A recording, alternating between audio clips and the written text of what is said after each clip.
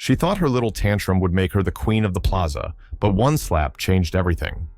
The cameras caught more than just her ego. They uncovered a storm she couldn't control.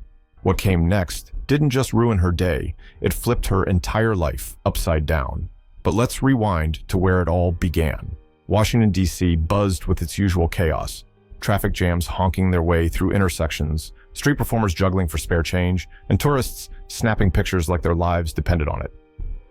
Amidst all this noise and motion, Marcus stood tall and unmoving. At 28, he was the picture of discipline in his pristine navy blue uniform. His job as a guard of the Royal Arch wasn't glamorous, but it was his pride. Marcus's posture was flawless, his expression unreadable, his focus unwavering. No screaming child, no overly eager tourist, no obnoxious street vendor could shake him.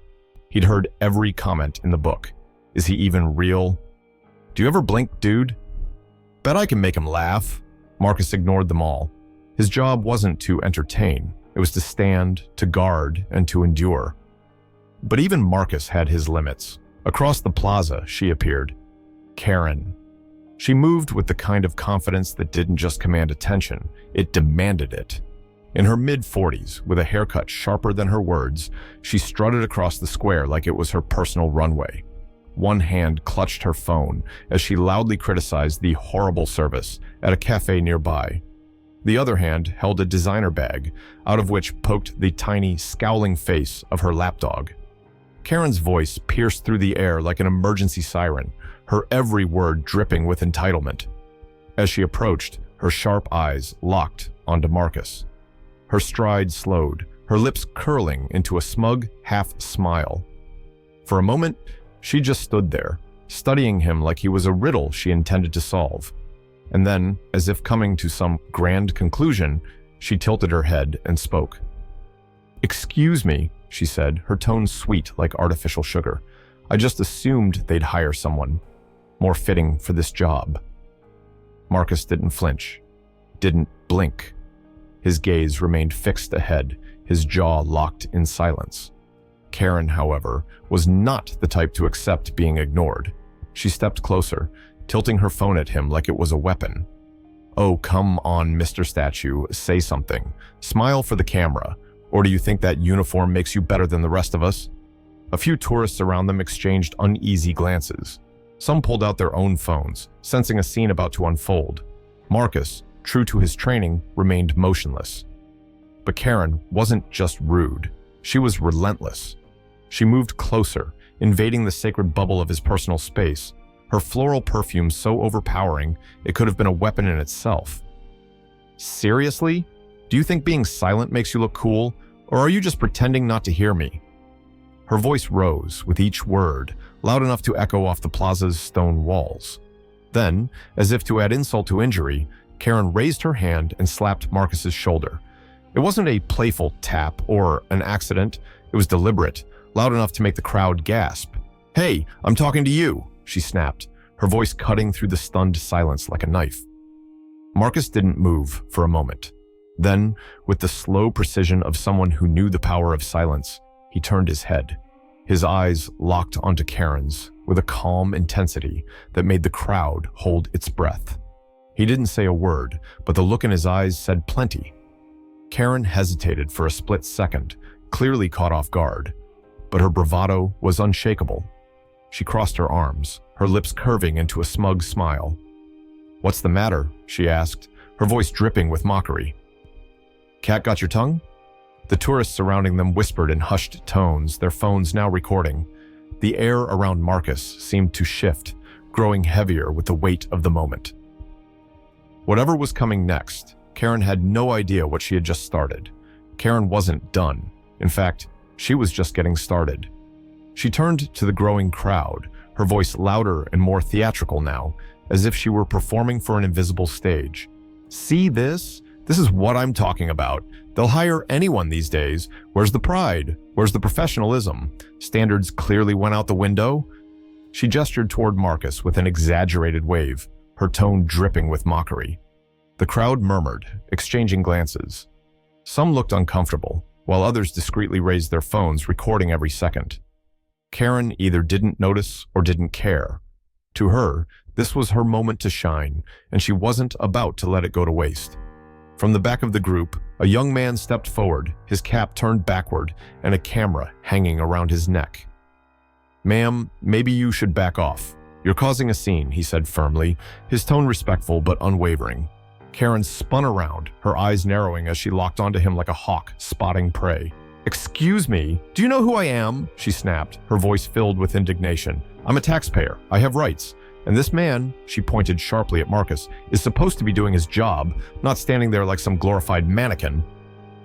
Marcus remained stoic, his expression calm, but the faintest hint of a smile tugged at the corner of his lips. It wasn't for Karen, it was for himself. He'd seen this kind of behavior before, and he knew better than to engage. Patience was his best weapon, and right now, he was letting her dig her own hole. Meanwhile, someone in the crowd quietly dialed 911. "Hi, there's a woman here causing a scene and getting physical with a security guard.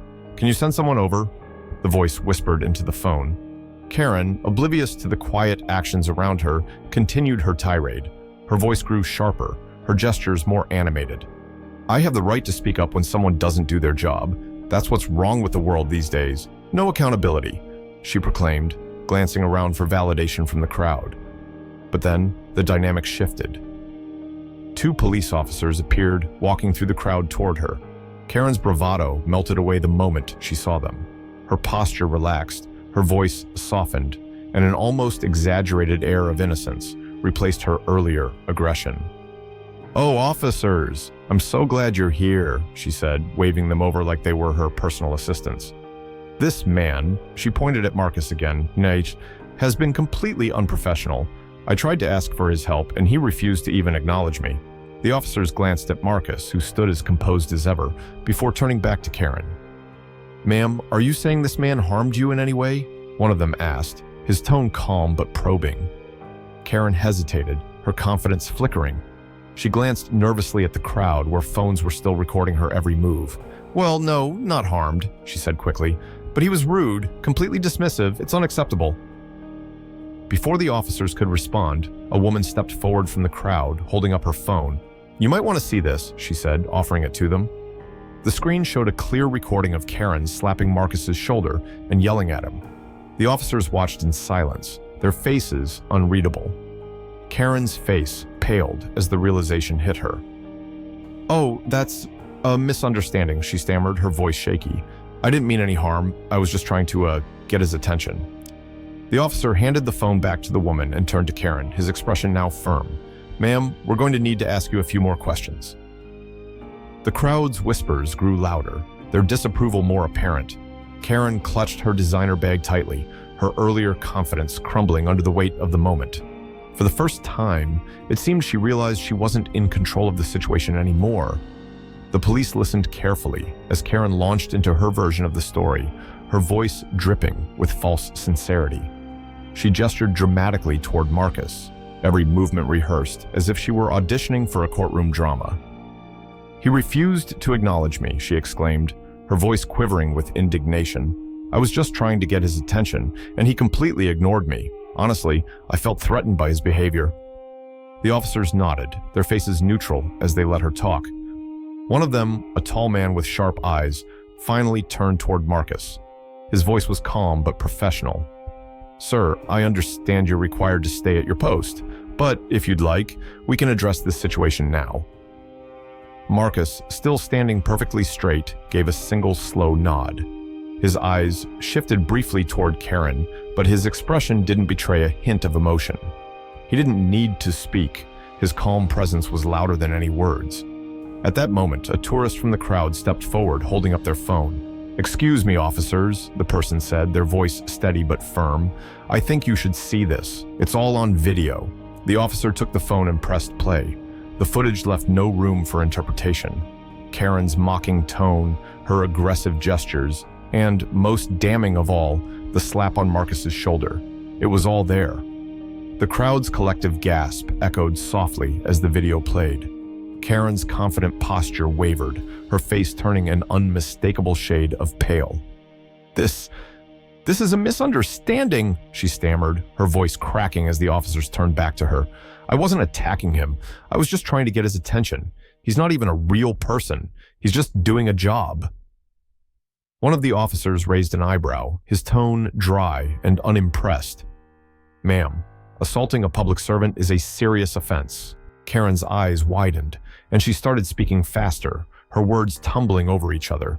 No, you don't understand. This is all staged. It's an attack on my rights. He ignored me. I was just..." Her voice faltered as the weight of the situation finally began to settle on her.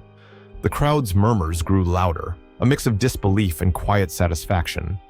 The officers stepped closer to Karen, their questions now pointed, their tone firm. She tried to argue, but her words sounded weaker with every attempt, like a crumbling facade. Marcus, still rooted in place, watched the scene unfold. For the first time, he allowed his gaze to fully meet Karen's. There was no anger in his eyes, just a calm, steady weight that carried years of experience. It was the look of someone who had faced situations like this before, someone who had learned to meet injustice with quiet strength. Karen flinched under his gaze, her voice dwindling into silence. As the officers gently but firmly led her to the side for further questioning, Karen's protests turned into incoherent mumbling.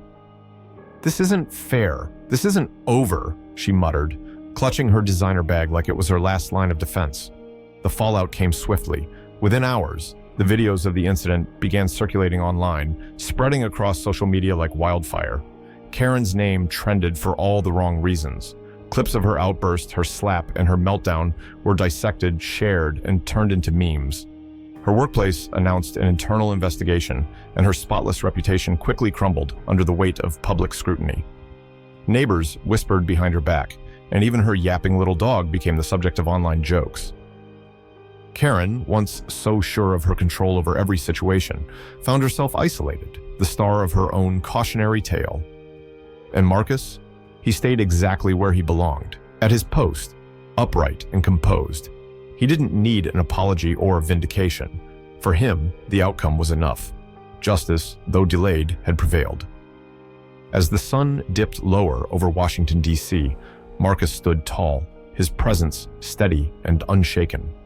The chaos faded into the background, leaving him with the quiet satisfaction of knowing that, in the end, truth had spoken louder than any of Karen's shouts. What would you do in Marcus's place?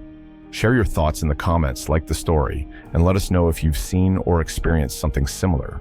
This story highlights real issues to inspire positive change. Your voice matters. Let's make a difference together.